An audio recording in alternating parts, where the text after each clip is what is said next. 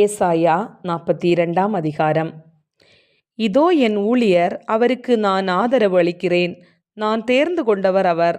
அவரால் என் நெஞ்சம் பூரிப்படைகின்றது. அவருள் என் ஆவி தங்கும்படி செய்தேன். அவர் மக்கள் இனங்களுக்கு நீதி வழங்குவார். அவர் கூக்குரலிடமாட்டார், தம் குரலை உயர்த்த மாட்டார், தம் குரலொலியை தெருவில் எழுப்பவும் மாட்டார். நெரிந்த நாணலை முறியார், மங்கீரீம் திரியை அணையார். உண்மையாகவே நீதியை நிலைநாட்டுவார்.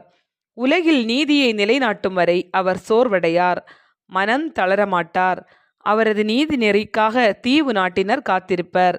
விண்ணுலகை படைத்து விரித்து மண்ணுலகை பரப்பி உயிரினங்களை தோன்ற செய்து அதன் மக்களுக்கு உயிர்மூச்சு தந்து அதில் நடமாடுவோர்க்கு ஆவியை அளித்தவருமான இறைவனாகிய ஆண்டவர் கூறுவது இதுவே: ஆண்டவராகிய நான் நீதியை நிலைநாட்டுமாறு உம்மை அழைத்தேன்.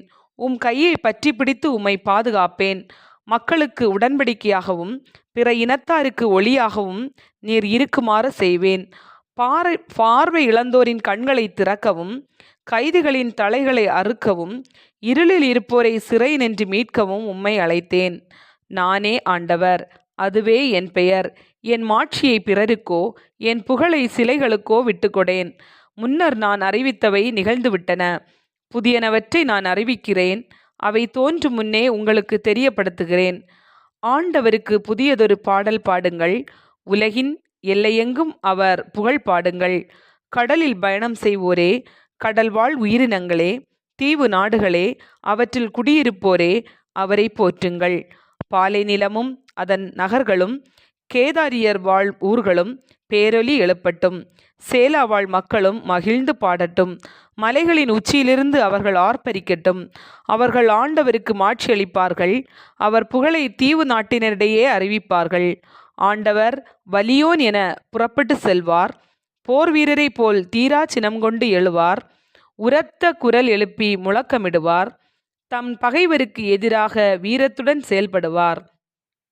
வெகு காலமாய் நான் மௌனம் காத்து வந்தேன். அமைதியாயிருந்து என்னை கட்டுப்படுத்தி கொண்டேன். இப்பொழுதோ பேறுகால பெண் போல வேதனை குரல் எழுப்புகின்றேன். பெருமூச்சு விட்டு திணறுகின்றேன். மலைகளையும் குன்றுகளையும் பாழாக்குவேன். அவற்றின் புல் பூண்டுகளை உலர்ந்து போக செய்வேன். ஆறுகளை திட்டுகளாக மாற்றுவேன். ஏரிகளை வற்றி போகச் செய்வேன். பார்வையற்றோரை அவர்கள் அறியாத பாதையில் நடத்தி செல்வேன். அவர்கள் பழகாத சாலைகளில் வழி நடத்துவேன். அவர்கள் முன் இருளை ஒளியாக்குவேன். கரடுமுரடான இடங்களை சமதளமாக்குவேன். இவை நான் அவர்களுக்காக செய்யவிருப்பன. நான் அவர்களை கை நிகழ விட மாட்டேன். சிலைகள் மேல் நம்பிக்கை வைப்போரும் படிமங்களிடம் நீங்கள் எங்கள் தெய்வங்கள் என்போரும் இழிநிலை அடைந்து மானக்கேடுருவர். செவிடரே கேளுங்கள், குருடரே கவனமாய் பாருங்கள். குருடராய் இருப்பவன் எவன்? என் ஊழியன்தான்.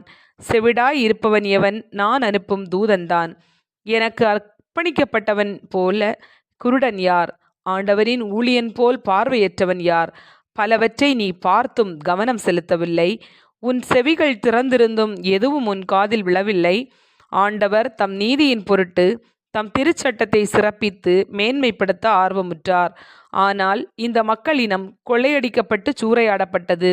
அவர்கள் அனைவரும் குழிகளில் சிக்கினர், சிறைச்சாலைகளில் அடைக்கப்பட்டனர். விடுவிப்பார் எவருமிலர், கூர்ந்து செல்லப்பட்டனர், கொள்ளை பொருளாயினர். திருப்பி அனுப்பு என்று சொல்வாரில்லை. உங்களுள் எவன் இதற்கு செவி கொடுப்பான்? எவன் வருங்காலத்திற்காக கவனித்து கேட்பான்? யாக்கோவை கொள்ளைக்காரரிடமும் இஸ்ரவேலை கள்வரிடமும் ஒப்புவித்தவர் யார்? ஆண்டவர் அன்றோ? அவருக்கு எதிராக அன்றோ நாம் பாவம் செய்தோம்? மக்கள் அவருடைய நெறிகளை பின்பற்ற விரும்பவில்லை. அவரது திருச்சட்டத்திற்கு கீழ்ப்படியவில்லை. ஆகவே அவர் அவர்கள் மேல் தம் கோப கனலை கொட்டினார். கடும் போர் மூண்டது. அவரது சினம் அவர்களை சூழ்ந்து பற்றி எரிந்தது. ஆயினும் அவர்கள் உணரவில்லை. அவர்களை நெருப்பு சுட்டெரித்தது. ஆயினும் அவர்கள் சிந்தையில் கொள்ளவில்லை. ஆமேன்.